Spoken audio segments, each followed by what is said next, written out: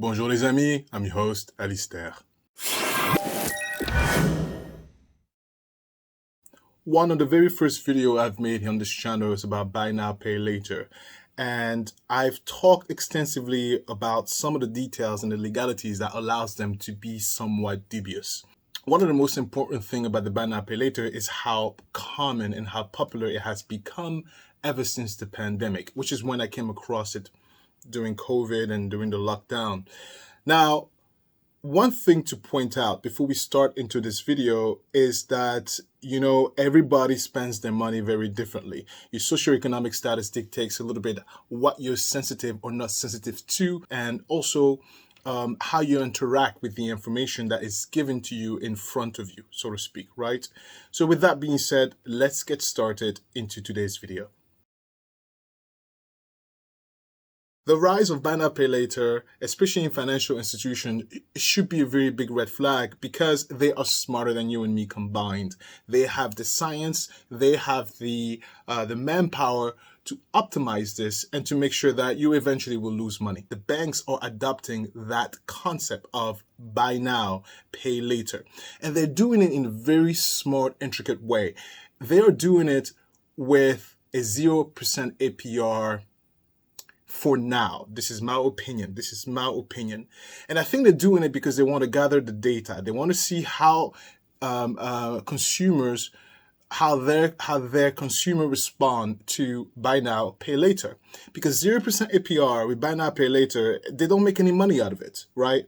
So they're not in the business to be convenient for you without anything in return. For example, and I had to go back and look at it. So American Express, we all know American Express, and they've launched, I believe in 2021, they've launched their buy now, pay later scheme or system, and they named it, not buy now, pay later, obviously, but they named it Planet Program. And afterwards, within the same year, other banks, institutions follow through, like MasterCard, Barclays, Bank of America. Now, I may have gotten the dates wrong, but regardless, because that's irrelevant, the point is that those companies, the bank institutions, have now in their repertoire, so to speak, in their arsenal of business model is buy now, pay later.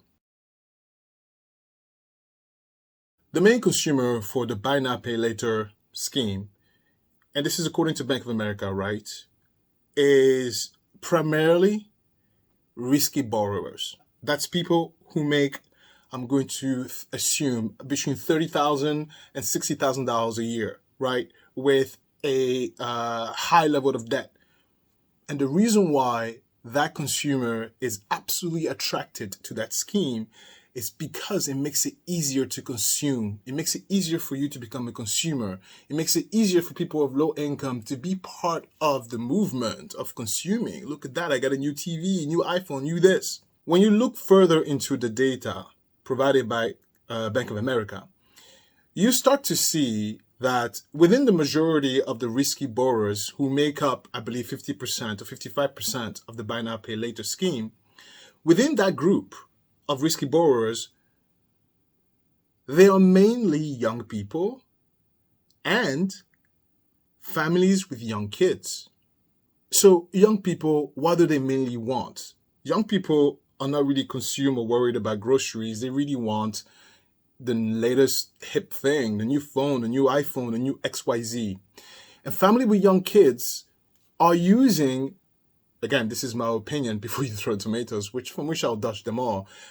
Family with young kids are using the buy now, pay later scheme most likely and probably to purchase stuff that the kids does not need. Birthday parties, toys, expensive clothes, etc., etc. The bank's jumping on board, and as of right now, it's mainly with non-interest bearing situations. This will create a higher demand of credit. We're getting on the path of an increase in demand in credit, because the more people that are going to get into buy now pay later scheme, the more these people are going to require and need and want credit, which makes total sense why banks are jumping into it. It would increase the customer base, and it will also increase their product. And what's the bank's product? Credit. From a business standpoint, genius. Genius. I guess I leave you here with be extra vigilant when you look at deals. If it sounds too good to be true, most likely it's too good to be true. And most of the time, right, you don't need it. Most of the purchases you have or that you want, you don't really need it.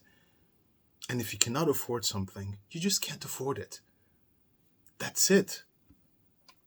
I mean, we can go on and on into the politics and the semantics of things, right? But these videos are supposed to be snippets. I don't have the time to get into it. But of course, thank you a ton. Like, subscribe if you like those videos. It really helps with the algorithm. And I am your host, and I will see you next time. Merci.